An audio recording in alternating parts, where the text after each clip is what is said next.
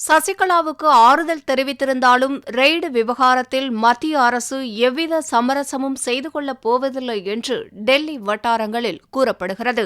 தமிழகத்தில் முன்னாள் தலைமைச் செயலர் மற்றும் அதிகாரிகளின் வீடுகளில் நடந்த ரெய்டு விவகாரம்தான் டெல்லி அரசியல் வட்டாரங்களில் அதிகமாக அலசப்படுகிறது. ஜெயலலிதாவின் உடலுக்கு அஞ்சலி செலுத்த வந்தபோது அவர் தோழி சசிகலாவின் தலையை வருடி கொடுத்து ஆறுதல் தெரிவித்தார் பிரதமர் நரேந்திர மோடி.